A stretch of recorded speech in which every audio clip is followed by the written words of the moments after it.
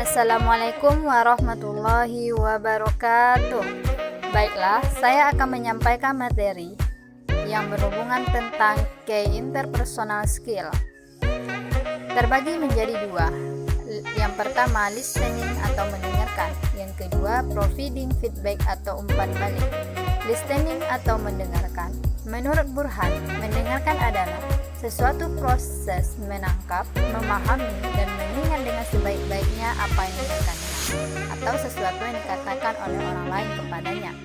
Adapun tahap proses dari mendengarkan adalah yang pertama, tahap menangkap dengan sebaik-baiknya apa yang didengarkannya, atau sesuatu yang dikatakan oleh orang lain kepadanya. Yang kedua, tahap memahami dengan sebaik-baiknya apa yang didengarkannya atau sesuatu yang dikatakan oleh orang lain kepadanya. Yang ketiga, tahap mengingat dengan sebaik-baiknya apa yang didengarkannya atau sesuatu yang dikatakan oleh orang lain kepadanya. Tujuan dari mendengarkan. Tarigan menjelaskan tujuan mendengarkan adalah sebagai berikut. Yang pertama, memperoleh informasi yang ada hubungannya dengan profesi. Yang kedua, meningkatkan keaktifitasan berkomunikasi. Yang ketiga, mengumpulkan data untuk membuat keputusan. Keempat, memberikan respon yang tepat. Selain itu, Tarigan menjelaskan tujuan lain dari mendengarkan, yaitu untuk memperoleh pengetahuan secara langsung atau melalui radio atau televisi, menikmati keindahan audio yang diperdengarkan atau dipergelarkan. Yang selanjutnya, mengevaluasi hasil dengaran, mengapresiasi bahan dengaran agar dapat menikmati serta menghargainya. Mendengarkan intensif. Menurut Kamidjan dan Suryono, menjelaskan ciri-cirinya sebagai berikut. Mendengarkan intensif adalah mendengarkan pemahaman, yaitu proses mendengarkan dengan tujuan untuk memahami makna pembicaraan yang baik. Berbeda dengan mendengarkan ekstensif, yang lebih menekankan pada hiburan, kontak sosial, dan sebagainya. Mendengarkan intensif memerlukan konsentrasi tinggi, yaitu pemusatan pikiran terhadap makna pembicaraan. Jenis-jenis mendengarkan. Mendengarkan intensif terbagi menjadi beberapa jenis. Yang pertama, mendengarkan sekunder. Proses mendengarkan yang terjadi secara kebetulan. Misalnya, seseorang sedang membaca suatu bacaan sambil mendengarkan percakapan orang lain, siaran radio, suara televisi, atau yang lainnya.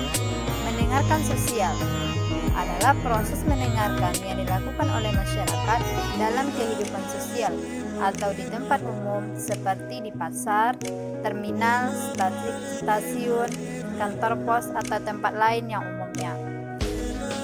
Selanjutnya, mendengarkan estetika atau apresiatif adalah proses mendengarkan untuk menikmati dan menghayati keindahan.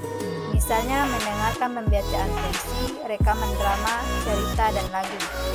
Mendengarkan pasif adalah proses mendengarkan sesuatu yang dilakukan tanpa sadar. Contohnya, kita tinggal di suatu daerah yang menggunakan bahasa daerah.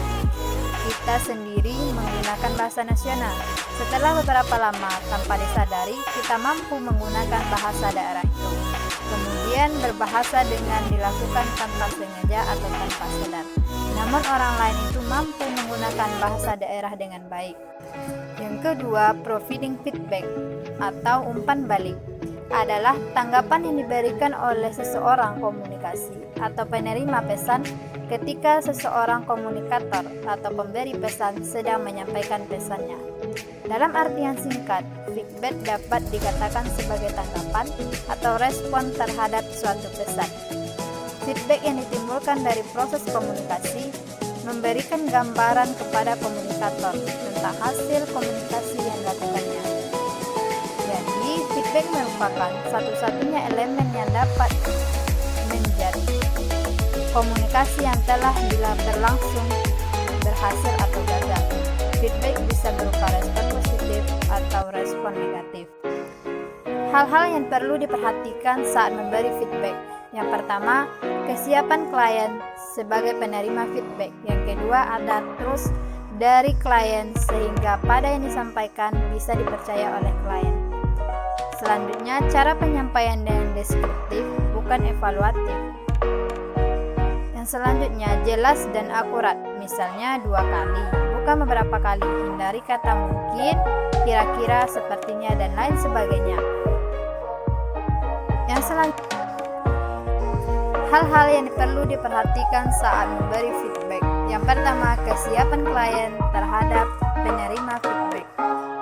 Yang kedua, ada trust dari klien, sehingga apa yang disampaikan bisa dipercaya oleh klien. Yang ketiga, cara penyampaian yang deskriptif, bukan evaluatif. Yang keempat, jelas dan akurat, misalnya 2 kali, bukan beberapa kali. Hindari kata mungkin, kira-kira, sepertinya, dan lain sebagainya. Yang kelima, merujuk pada suatu keadaan pelaku, bukan merujuk pada perorangan, sehingga tidak timbul defensif dari klien. Yang keenam, perlu konfirmasi dari klien, agar klien bisa menepak jelas pada apa yang terjadi, memahami dan memperbaikinya. Yang ketujuh, akan lebih baik bila ada rencana perbaikan yang muncul dari klien. Terima kasih. Itulah pembacaan materi dari kelompok kami. Semoga dapat memahami. Assalamualaikum warahmatullahi wabarakatuh.